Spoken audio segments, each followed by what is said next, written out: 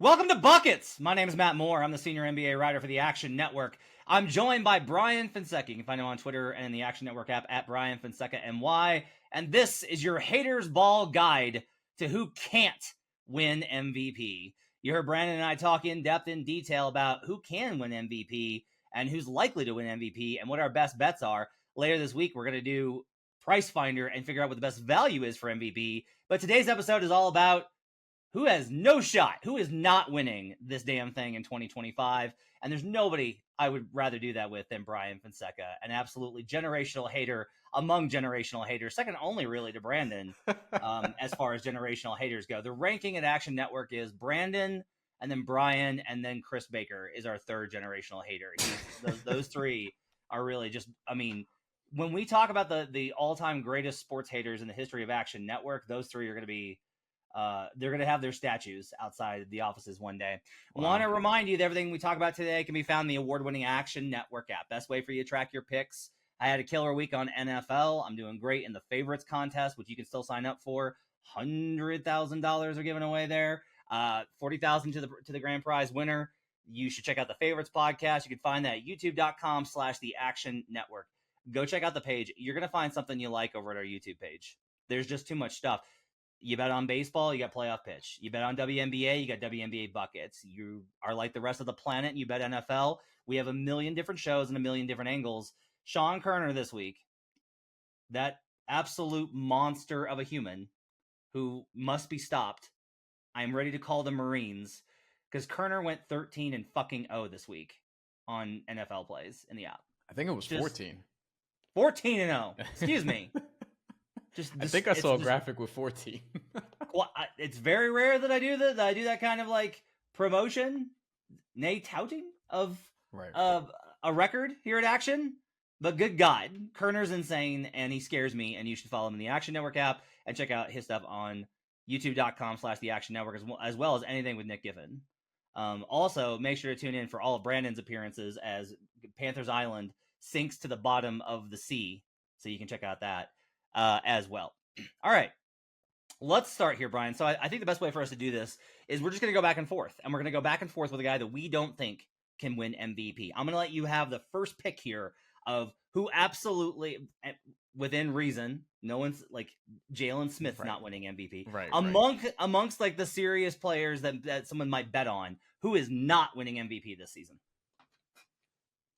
Giannis Antetokounmpo. Wow. Okay, off to a strong start. Tell me why. Yes, because so historically, we'll start with the history first. I looked up multi-time MVP winners. Giannis has already won MVP. And only Wilt Chamberlain has a gap of longer than 3 years between MVP awards, which I found very interesting. So Wilt Chamberlain wins MVP in 1960. Oh, by the way, that was his rookie season. Yeah, which also explains... Like you do. Right. Like it also explains the gap because he wins the MVP award. He's like 23, 24 years old. The next time he wins MVP, he's 29 in the prime of his career. Also very, very like 1960 NBA compared to now, very different time period. Giannis won his MVPs in 1819 and 1920. He will be 30 years old during the season. I believe he's going to turn 30 in December of this year. And historically, here's another thing, which you guys talked about, you and Brandon. 30 years old, you're probably not winning the award. Modern NBA. Old NBA, a little bit different. But currently, like, that crosses off a lot of guys, but Giannis was the first one that jumped out to me, also from the standpoint of, like, just everything that you can point to. It's the gap between MVP awards. Usually, you have to be within 1, 2, or 3 years of your last MVP to win MVP if you're a multiple time winner. Okay, we're coming up on year 5 of the last time Giannis won the award. Usually you have to be 24 to 29, as we talked about before we were doing this. And as you guys talked about, Giannis will be 30 this season. And typically you have to be top 3 in your conference. And the last MVP award winner who was not top 3 in their conference at the time they won the award was Nikola Jokic, but that was a repeat winner. This was his second MVP where Denver was like 6th in the Western Conference. And that could be a point in Giannis's favor, you would think. But also when you just, and then bring it back non-history, just look at the NBA right now in the Eastern Conference right now. A lot of people are kind of down on Milwaukee heading into this year, and for good reason. Like Damian Lillard, he's not really ascending at this point. Chris Middleton is not really ascending at this point. What's going to happen with the rest of the team? Are they going to try to flip guys like a Brook Lopez or Bobby Portis? And that kind of leaves Milwaukee like, all right, where are they going to be? Yes, full season with Doc Rivers, but you still have the Knicks to deal with. You still have the Sixers to deal with. You still have the Celtics to deal with, among others in the Eastern Conference. Like, what leap is Cleveland going to make now that Kenny Atkinson's there? What's Orlando going to do now that they have a year of playoff experience under their belt? Are the Heat going to come back from the dead, et cetera, et cetera? So, like, Giannis is my first cross off to me. I have a few others, but he's one that I just don't see it. Okay, I think this is really interesting. I think the thing about the multiple MVP and the gap between them is really compelling. I think it's interesting. Like, there's a number of basketball reasons not to take Giannis. His assists won't be up there because we saw the usage decrease on assists last season with Dame. It's likely that I put it this way when I was talking to Brandon about the MVP stuff. All of these are like parlays on multiple events, and so with Giannis, what you're parlaying is his statistical production is going to be where it was last year, which was absurd and MVP worthy. Even without the assist, Giannis was so goddamn good last year, averaging 30 a game on 60% from the field, that like he deserves to be in that conversation with how good he is on defense. But you have to say the individual production is going to be there. He's going to play enough games. When Brandon outlined how many games he's been missing lately, he's got to bust the 30-year-old window problem that we've talked about in detail. He's got to the team has to win 50 plus games in not a super tough division, but like not a cakewalk. I would say the Central's not a cakewalk like it used to be. And all of that has to happen at the same time as like there's no other worthy, there's no one more worthy than him. And like all of that I think is tough. But I do want to ask you this. Why do you think the MVP gap is significant? Is it as simple as like you win your MVP between 24 and 29, you don't have another year in which you're healthy enough and things fall right for you? Because like Giannis has been in that conversation or worthy, and like I've thought he should have won a couple of times in that gap, but it hasn't happened, and then you just age out of it. Why do you think that there is that problem with nobody winning after a certain amount of seasons? I feel like there's so much context on a year-to-year basis, but there are, I think, a multitude of answers to this. One could be as simple as voter fatigue. Like, voters are very hesitant to give back-to-back MVP awards. They did it for Giannis, but listen, if not for the pandemic, it's possible LeBron would have won that MVP award. The way people were Right. talking about how he was playing before everything got shut down, like he was sort of making a surge in those last few weeks or whatever it was. And I remember there being a conversation about Giannis versus LeBron for MVP. Obviously, the season had to get shut down for health reasons. So, Giannis ends up winning the MVP award, deserved also. And then if you look at his first MVP, that one was kind of a weaker class of candidates, just in terms of not weaker from the standpoint of like markedly worse players, but there wasn't like a convincing MVP other than Giannis, so to speak. James Harden was probably the other one that you would look at that point. And James Harden had won the year before. So I don't know if there's a voter fatigue factor in that one as well. But Giannis ends up winning his first MVP. The Bucks were also really good that year. And then when you look at the voting, Paul George was third, and he didn't get a first place vote. Only Giannis and James Harden got their first place votes. Paul George, by the way, I thought was a legitimate candidate until his shooting fell off a cliff after he injured himself. And then, that's something that contextually we have to remember. Like, would that have been a Paul George year as opposed to Giannis or James Harden? Probably not, but it's possible if he didn't get hurt. Like, we have to see what that looks like. And then things just kind of change, right? Like, Russell Westbrook won MVP essentially because he averaged a triple-double, and nobody would give MVP to someone just because they average a triple-double now. Like, just because we saw it, and then it's like, oh, okay, that's not happening again. When you see like what Russell Westbrook actually was beforehand, like there's a lot of context that a lot of people missed in the moment. And I think with Giannis, like he just has to your point, overcome too much to get this MVP. And it's like, it just doesn't happen in NBA history where somebody wins an MVP and then they win another one. And and then they don't win one for 4 years, and then it's like, all right, now let's circle back to this person that won it before. Like, it would have to take a lot at that point, and usually it just doesn't happen. And people who have won like 3, 4, 5 MVPs, they do it over a shorter period, or they do it from the standpoint of like, they win one, then they don't, then they win one, and then they don't for 2 years, and then they win one. Like, it's constantly just there every single year. And this NBA is deep right now. It's not super top heavy. So along with that, Giannis just has a lot of individually great players to overcome that in other eras, it probably was more top heavy, like it was at certain points. Yeah, I think a good example of this maybe is if anybody was going to bust this, wouldn't it have been LeBron? Like, it's not like nobody wanted to vote for LeBron. We all agree. Like, if you ask me outside of the context, is 4 MVPs enough for LeBron James? I'm like, no, it's not. That's not enough.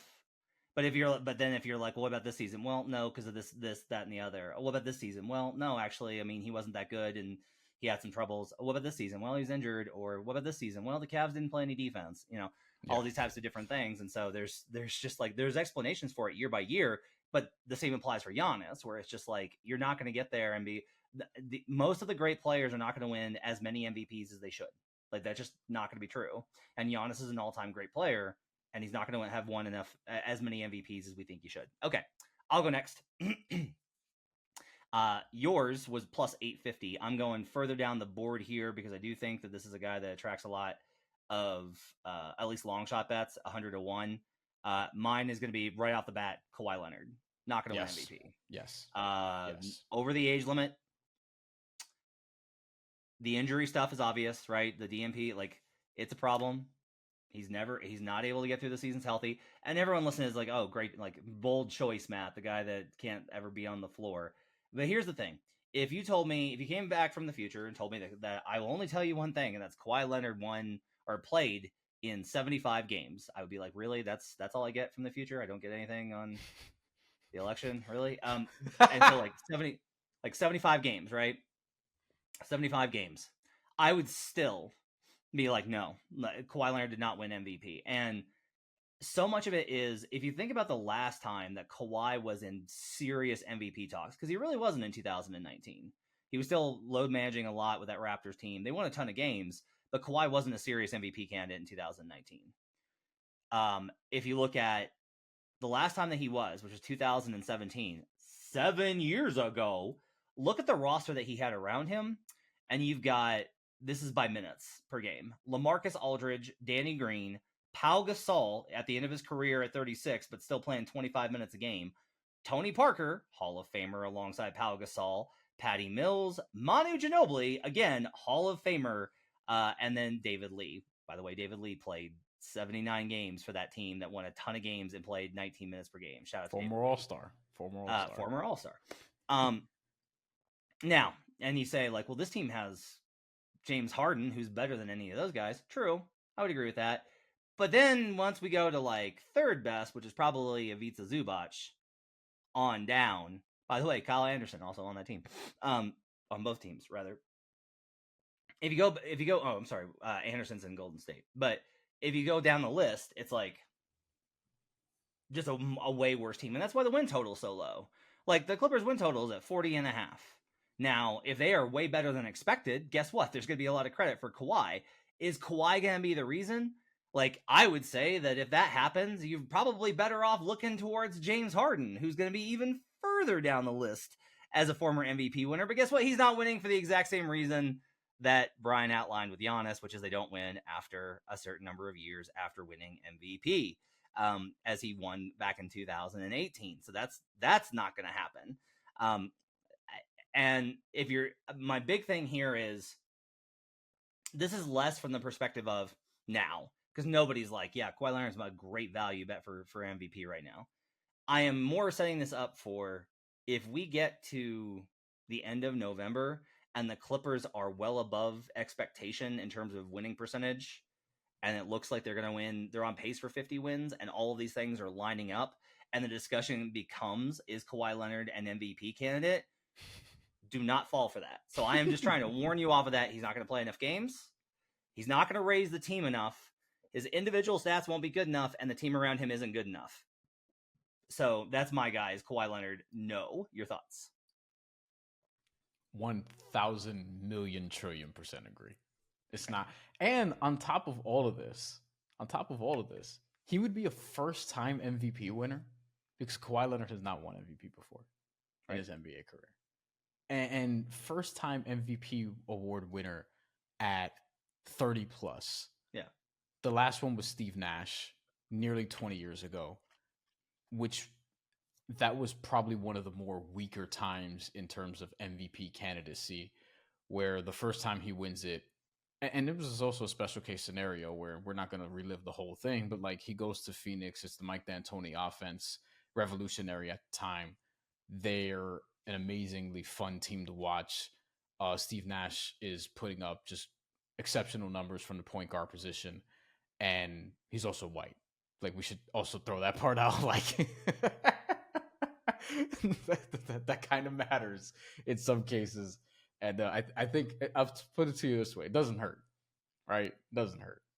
Shaquille O'Neal, by the way, was second that year, and he was with the Miami Heat. It was the last great Shaq season, but like if you were there at that point, like Steve Nash, the way he was playing, like it looked like he was going to get the award, and then the next year he won it because he basically outperformed what he did the prior season. Yeah. I'm not gonna jump down the defense of Nash. I will just say that I do not agree with the assessment because, like, if you value the award the way I do, which is like who helped his team win the most, Steve Nash's case becomes very evident. It becomes a lot more evident when you view it through that lens rather than like how we used to view the award, which is like who gets buckets. Which irony, given that the show's name is in fact yes, buckets. All right, give me another name on your list. Who's number 2 for you on who can't win MVP? Can I quickly eliminate a team? Can I just do that? All the candidates. Yeah, do that. No Phoenix Sun is winning this award. I don't see it. Oh, I like this. Okay. I don't think like Kevin Durant out. We already explained why. And if we want to like do the MVP thing, his last MVP and only MVP. Speaking of guys who probably deserve more MVPs than they've gotten, Kevin Durant has one. And that one was in 2013-14. Yeah. So I think he's not getting it. And then Devin Booker would have to be a first-time MVP award winner at not yet 30 years old, but close-ish, 28 or so. I also don't think, like, here's the thing you have to be very careful of. Because, again, you're looking at historically top 3 seed. Usually you'll get this award, especially in recent years. Like if you look before the 80s, it's a little bit more all over the place. Although generally, you want to be in a great team. Russell Westbrook, as I said, was the last first-time MVP award winner to not be on a top 3 seed. Okay, so Devin Booker would have to debunk that in a conference with Dallas and Oklahoma City, who have the two probably front runners for MVP candidacy. Nikola Jokic also is going to be up there again. We may or may not talk more about that, but like he's with the Denver Nuggets, and there are a lot of questions, we'll say, which Matt knows more than I do, about like what is going to become of that team this year. And then if you look at like the last person to win an MVP who wasn't on a top 3 seed, because I don't think the Phoenix Suns are going to be a top 3 seed. The last person to do that, like before Jokic and before Russell Westbrook, you have to go to Moses Malone in the early 80s. And Moses Malone, interestingly enough, actually did this twice on non-top 3 seeds, but that also gives you an idea of where the NBA was in terms of voting and the selection process and things like that. Like, Phoenix will have to get like 50-something wins, have to be a top 3 seed, and I just don't really see that. I have no problem eliminating Kevin Durant and Devin Booker. Like, there's a lot that they would have to overcome historically, and I just think there are better options in the Western Conference. Okay, so I think this is interesting. Brandon's very high on the Suns. Like he's on them for any number of things, and I've actually been I'm in a position where I'm probably going to be there too. And I think a lot of our action guys are going to be there. If I told you, again, came back from the future, didn't tell you anything else, but I told you that the Suns won 54 games, would you still rule out Booker and KD? Yes, because they're going to take away from each other. Yes. Whereas if Oklahoma City is as good as we think they're going to be, we know who their candidate is. Yes. If Dallas is going to be a top 3 seed, and honestly, Luka Doncic is good enough to where Dallas could be 4 or 5, and he's still going to be like top 2, 3 in voting or whatever. Like, we know who Dallas's guy is. We know who Oklahoma City's guy is. We know who Denver's guy is if we still want to like consider Jokic here. And we also know who, for example, we know who Minnesota's guy is, Anthony Edwards, who I think should be taken seriously for this award in terms of candidacy, just because like everyone has been ready. Same thing with Luka Doncic. Everyone has been ready to say, Ant, you're next. Ant, you're going to be this. People have been comparing him to Dwayne Wade and Michael Jordan for multiple years at this point because they think he could be the reincarnation of one or the other or both. And then there's the other dude in the Western Conference, Victor Wembanyama, who I don't think it's going to be him quite yet. Maybe we could talk about that, but like there are more defined candidates on other teams, whereas Phoenix has 2 guys where you're going to have to kind of pick one. Yeah. So I called this, Booker's on my list too. And I called this the tied to another paradigm, which is Jokic isn't tied to Jamal Murray's success. If Jamal Murray were to miss the entire season, he won twice when Murray was out. At least at the end of the season. Luka is not tied to Kyrie Irving. He's more tied to Derek Lively, but he's not so tied to him that it's impossible. Like Lively can have a down season and Luka still wins MVP. Yeah. Shea isn't tied to Chet or Jalen. His performance is not dependent on those other 2 guys, and those other 2 guys can have down seasons, and again they can still win. And so the Thunder's success isn't either. And Giannis isn't tied to Dame or Chris. So even though we ruled out Dame, Giannis was your number 1 on the can't win list, he's not like if Dame again has another down season, that's only going to strengthen Giannis's case. Versus with Booker, if Kevin Durant doesn't have a good season, it is very unlikely that the Suns win 50 games. If Devin Booker doesn't have a good season, it's very unlikely that the Suns win 50 games. The model for the Suns, as most super teams are, is both of your superstars have to play great. And in doing so, they inherently take away from the value perceived from others of them. And we saw this with Golden State in the superstar era. Like you mentioned, like KD probably should have another. Like 2017, KD was probably the best player in the league. But there was no way that you were going to be able to extract how valuable he was because he was playing next to Steph. And when he played next to Kyrie in Brooklyn, it wasn't the same thing, but especially when it was Kyrie and James Harden, it was impossible to do so, and they didn't win, and it was a disaster. And so, like, there's no ways to really kind of extract that. With Booker, if KD, God forbid, knock on wood, don't want it, love watching him play, if KD were to get hurt and miss the season, and the Suns still won 54 games, Devin Booker would not get the credit for that. Mike Budenholzer would win Coach of the Year.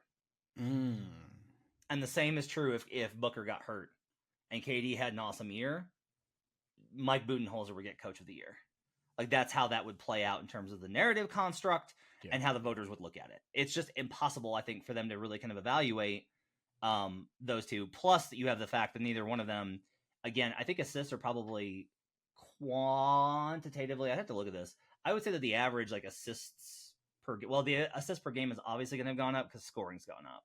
So I'd have to look at, like, assist percentage, but I would bet that that's gone up pretty significantly in the last 5 to 8 years in this era relative to other eras. So just at a quick glance, actually, only Joel Embiid has won MVP averaging less than 5 assists per game since 06-07. Yep, that tracks. Which is interesting. Yep. Everyone else, you see it, it's like 5+, and in some cases 8, 9, 10. Now, I think if KD were to be out for whatever reason, I think Booker could average 7, 8 assists, right? But I also think the strain on him would probably be a lot, and I don't know that his efficiency would hold up. I'll do another one, and I'll go to a guy that you mentioned here, which is Victor Wembanyama. Victor's not going to win MVP. And even when Brandon Anderson can't talk himself into Victor for MVP, you know that there's no chance here. So you kind of mentioned, like, I don't think the Suns are winning 50 games. But if the Suns won 50 games, you wouldn't be like, oh my God. If the Spurs won 50 games, I would be like, oh my God. Yes. with Chris Yes. Paul, Harrison Barnes, Devin Vassell, Keldon Johnson, Jeremy Sohan. No way. This is like they are not making that big of a leap to 50 wins. Now, if you disagree with that, if you're listening to this and you're like, I don't know, Matt, I think they can win 50 wins. I think they can get to 50. If you think that, you should bet Victor.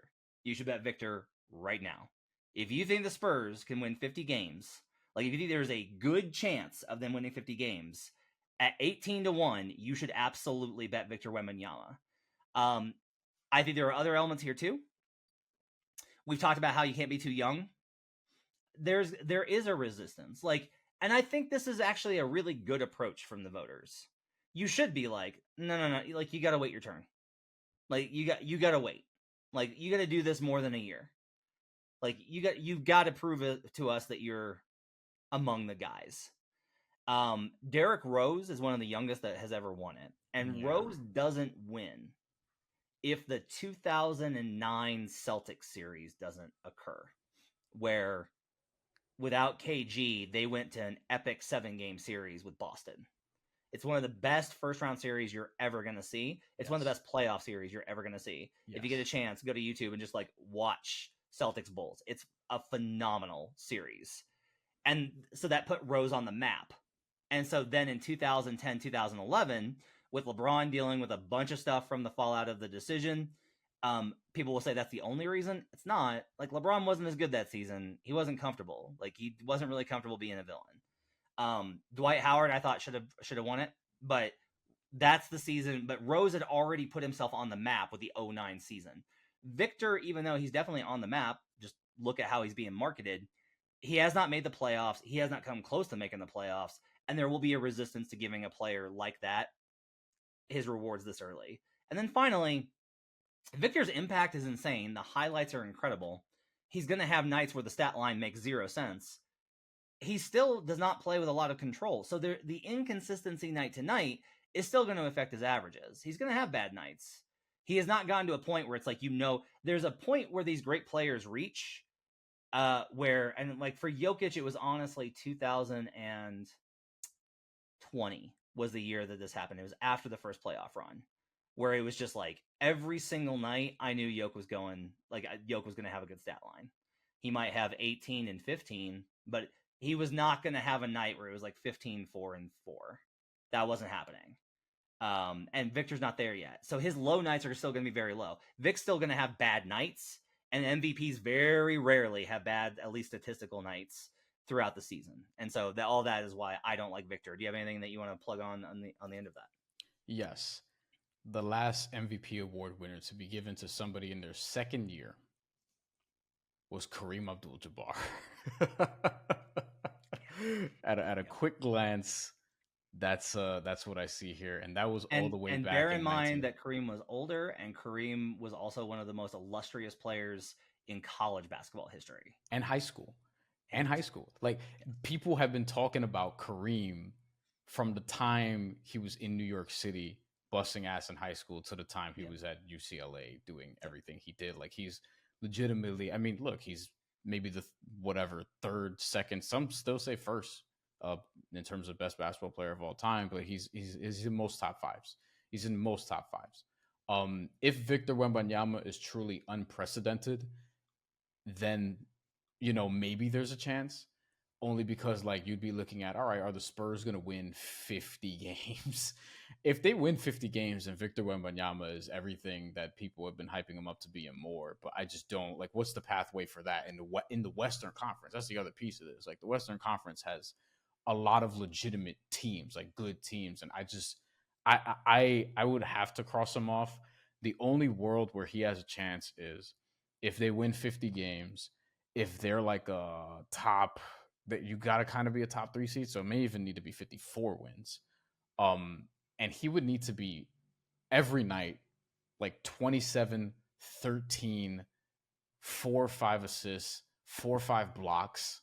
Like that's the kind of like outrageous stat line that he might need to have. And for it's the not Spurs to do that. inconceivable. It's just unlikely.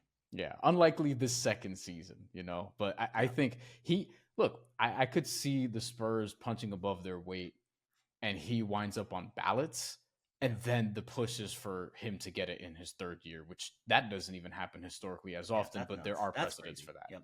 Yeah. All right. Who's your next one? Do I really want to rule out Joel Embiid? I kind of do. Okay. I kind of do. Like it just will take a lot. So he's 30 now. You have to worry about injuries constantly all the time. The entire reason the Sixers did what they did was so that Joel Embiid doesn't have to be MVP level good for them to have a good regular season and for them to have a good regular season seed and all these different things. You're still going to be up against it. Tyrese Maxey, like, I don't know if we're underrating Tyrese Maxey, but legitimately, there's like, he can be so good to where he could actually, like, within the next couple of years, lead this team in scoring. He's ridiculous in big moments as well, right? Like, Joel Embiid, I don't think he's just going to have to carry that sort of load. Again, 30 years old or older. Like, he's already 30. He's not turning 30 during the season like a Nikola Jokic. He's 30 now. The health is a constant thing. He's also coming off the Olympics, which, again, point in the health category where you have to worry.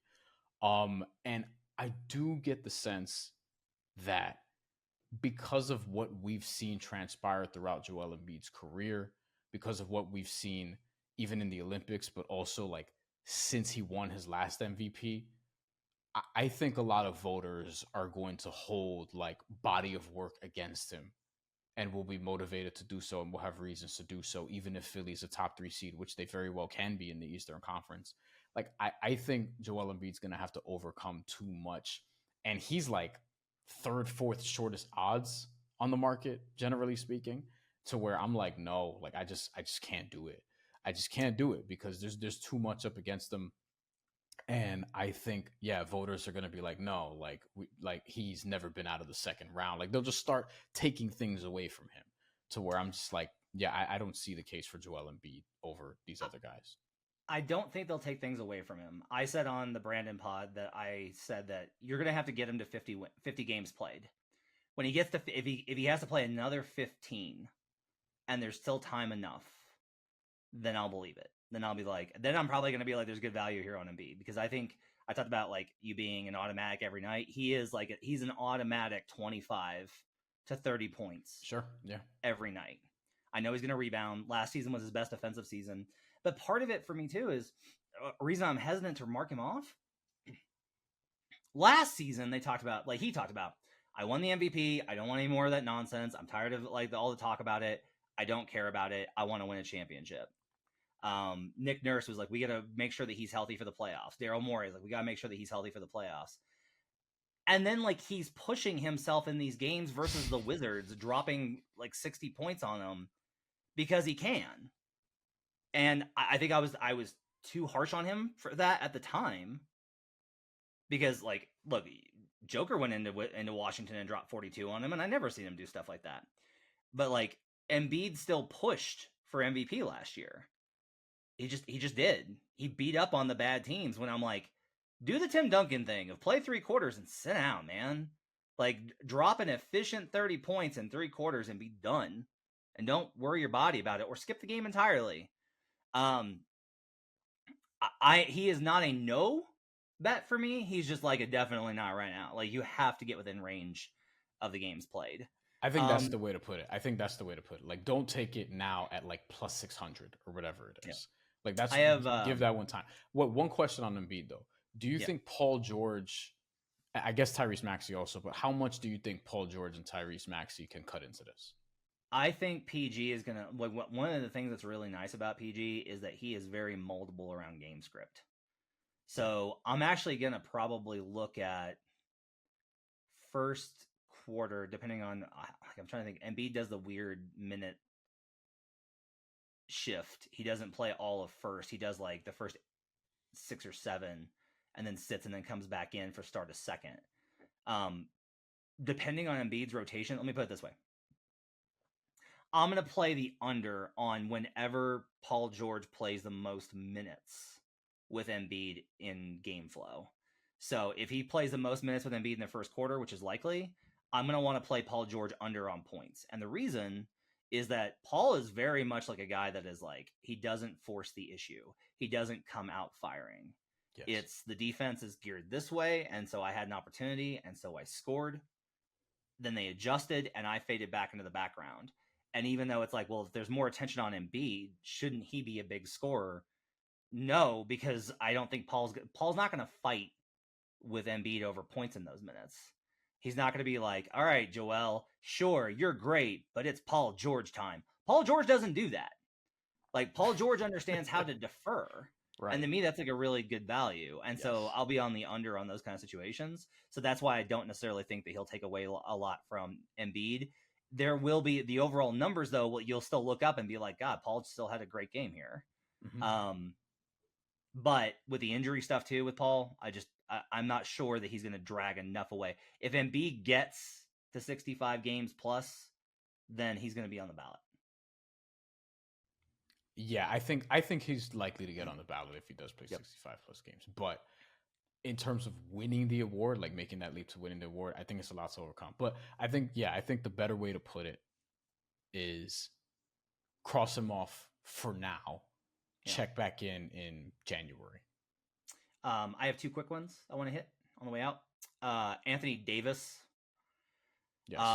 Not only the age thing, not only the injury thing. I don't think anybody's like really hankering to bet Anthony Davis, but I will just tell you, he's never been the best player on a 50-win team. He hasn't been on many 50-win teams, period. The best season that he had in New Orleans as the best player was 48 wins. Like he's never been on a 50-win team and been the best player. It's always been LeBron when he's done that. And they haven't done that very often. And so there's like any number of reasons. And again, this one's like pretty obvious. I'm just like, we're doing this to rule out the long shots that you should not talk yourself into, and you should not talk yourself into Anthony Edwards. Now, AD's a pretty obvious and simple long shot. Anthony Davis. Yeah, Anthony Davis is a very long shot. Sorry, 150-1. Here's a shorter one. I will rule out Anthony Edwards at 14-1. Really? I'm not ruling him out. Okay, we'll talk about it. Okay.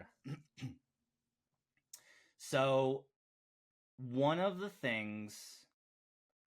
The model for Ant is actually similar to Russell Westbrook in 2017 in that Russell was an offensive player on a team that was bad offensively, but won enough games for Russ to get credit for it. But the difference is that Russ had the triple-double thing, so he did everything. Ant's not that much of an engine. So even if he makes a big leap in his efficiency, and let's say that his mid-range shot is like a real weak point. Let's say that jumps up and he makes a jump to like 47%, which would boost his scoring into probably Ant's looking at like being top 5, top 10 scoring. Even if that happens, he is never going to be the primary engine of the team. That's not what his game is designed as. That's not the way the Wolves offense is designed as. It's never going to happen. And so what his profile looks like here is even if the Wolves were to win 60 games this season and be the 1 seed, and Ant would have a ton, like Ant would be on ballot, I'd be sweating. But his case is most similar to Devin Booker in 2022, when it's like, best player on the number 1 seed. Why not this guy? Why isn't it this guy? But the way the Wolves play is that their defense is awesome. You would have to have it where the Wolves jump from middle of the pack offensively to top 5 or top 10 at least. Ant's production and efficiency and production playmaking both go up on top of his scoring. And all of that happens and nobody else has a better case. And if you look at all of those things happening simultaneously, it doesn't look good. We're in the era of these offensive engines. And it's like you're betting. What you'd have to be betting there is that Luka's not in the conversation, that Luka's team didn't win enough or he got hurt and he's not in the conversation, that Shea's probably not in the conversation, and that Jokic isn't in the conversation. Like, those 3 guys are in his conference, and they all have to underperform expectation, or at least the Mavericks would have to perform to expectation. The Wolves would have to overperform, and the statistical stuff would have to happen at the same time. I think Ant will be in the conversation. He was in the conversation last year. If you told me like Ant's on the ballot top 5. Okay, does not shock me at all. But winning, I do not think so. So I will mark off Anthony Edwards. You got a case for me against it? I will not mark off Anthony Edwards because it's a difficult time betting against. Okay, so he's an ascending talent. We know that. Mm-hmm. He is heading into his 5th season. He Yep. just turned 23. So he's young. Yep. He'd be pretty young for this award. But he's getting to that sweet spot. And also, dudes love Anthony Edwards. I know. I talked about this with Brandon about how him being on opening night is very indicative of how the NBA feels about him. There will be a push. I don't remember how many national TV games the Timberwolves have, but it's not a little bit. We're going to see plenty of Ant this season. He was 7th in MVP voting last year. And I do think like it's going to take a lot for him to basically supplant Luka, SGA, Jokic, as you mentioned in your own conference, Embiid, who we just talked about even, who have been here for a little bit, not so much SGA, but like he's seen as an ascending talent that has a clearer path to the award because we all think Oklahoma City can very well be the number 1 seed in the entire NBA, not just the Western Conference. With Ant, there's a world where I feel like, and maybe you disagree with this, and I don't love their offense either, but he's not a cross-off for me because what if he averages 30 points a game? He already has kind of the rebounds and assists, and maybe that goes up a little bit. He has 5 and 5. So that, for a shooting guard, you kind of want 30, 5 and 5, especially in this era. And you want them to be on a great team that can get a high seed in the Western Conference. I think Minnesota can get a high seed in the Western Conference. Excuse me. There's going to be an intrigue about them after what they did in going to the Western Conference Finals last year. Like, they're actually a contender. They see themselves as a contender. We're all talking about them as if they're a contender. And if they come out and they get the 1 seed or 2 seed in the Western Conference, and Anthony Edwards makes that leap to like he's 30 points a game, the efficiency's better, maybe he's shooting better from 3, like I can't cross him off totally. I'm not saying that he's going to be a favorite or definitively win the award, but I'm not necessarily running to bet him right now. I may put a little something on it. Plus okay. 1,400 is not super appealing, but like I may, just because I could see Minnesota coming out, they're 13-2. There's going to be Ant buzz, and then all of a sudden he's plus 600. Yeah. Like there's a world where that happens, where the defense goes up another level. And also, by the way, like I think this team could be a little bit volatile. There's a world where the team kind of takes a step back because, the age just hits Rudy Gobert.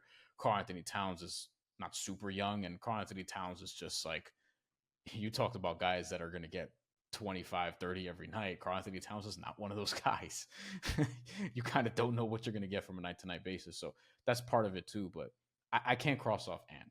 I can't cross off. All right, real quick before we get out of here. I want to play a little game of why can't they? Okay. I got a guy for you. Okay. You ready for this? He got a vote last year.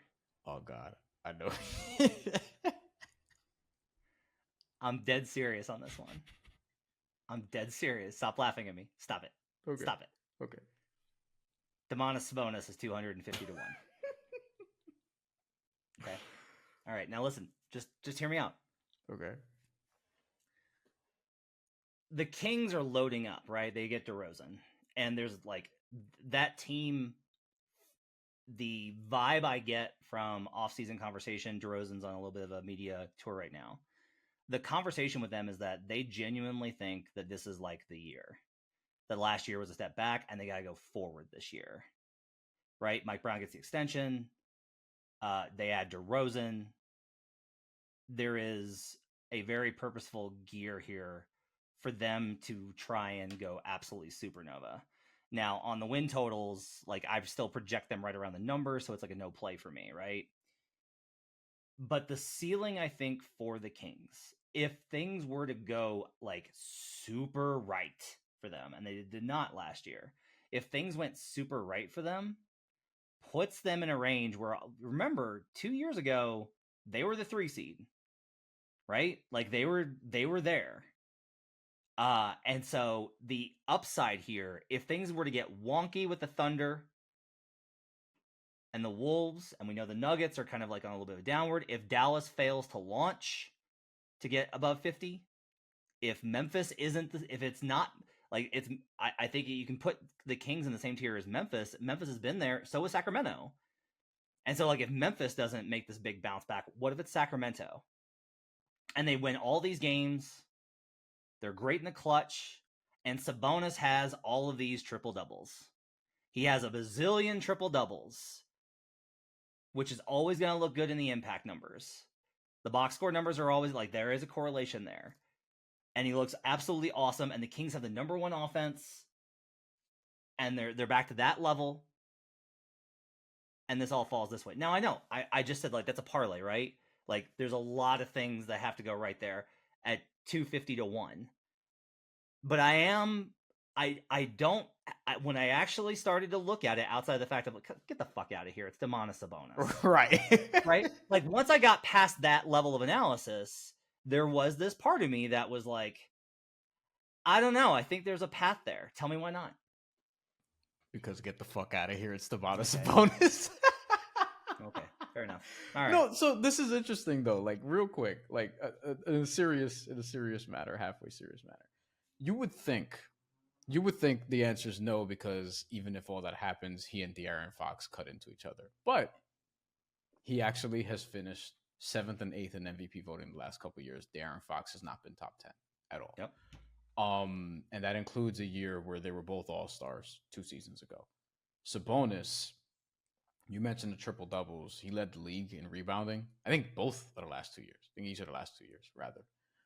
And for whatever reason, if you look at odds, De'Aaron Fox has shorter odds. Granted, it's still 200 to 1, but De'Aaron Fox has shorter odds than Sabonis to win the award. Like I'm not gonna bet Domantas Sabonis, but I don't think it's as crazy once you lay out the case. But I'm not doing it. I just it's Domantas Sabonis. I'm not doing it. Okay. Who's your why can't they?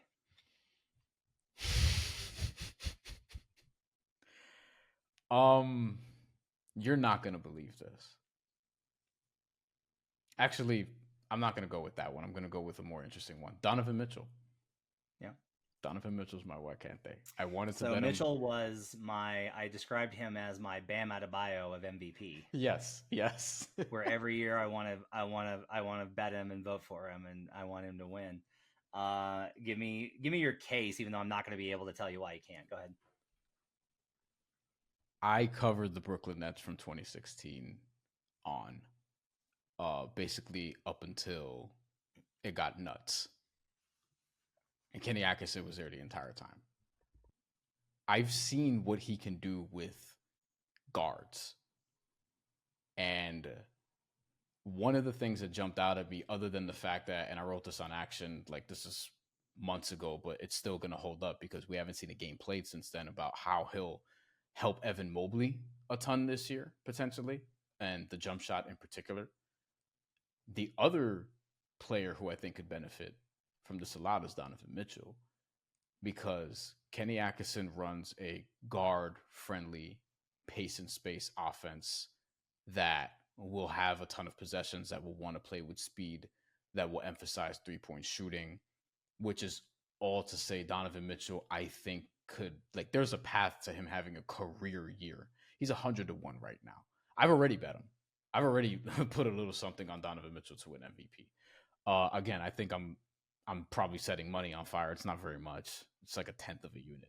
But at the same time, I think that with watching the Nets, and he's been an assistant since, with, like, you know, under Tyronn Lue, under Steve Kerr, like he's gained other experiences since his days with the Nets, which is his first crack at being an NBA head coach. But even before that, he was on the Rockets staff for a year with Daryl Morey. He was an assistant with Mike Budenholzer for a while. He was an assistant with the Knicks. And I believe that was the Mike D'Antoni era. So, like, it's offense.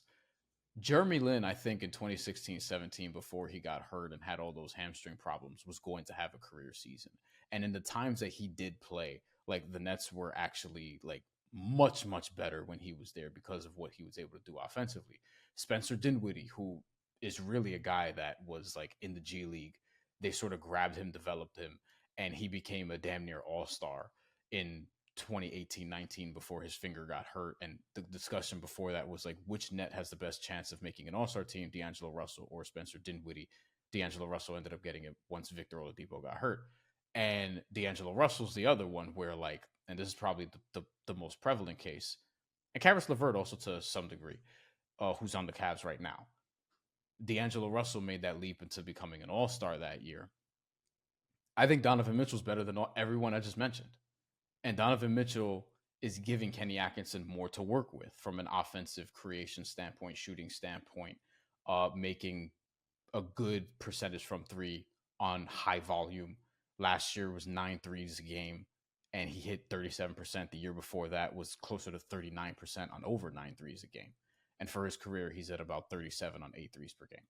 So, like, Donovan Mitchell, who was 6th, by the way, in MVP voting 2 years ago, like, I think he could have a year where he averages 30. He had 6 assists per game last year. Maybe that's going to be, 5, 6 in that range or whatever the case may be.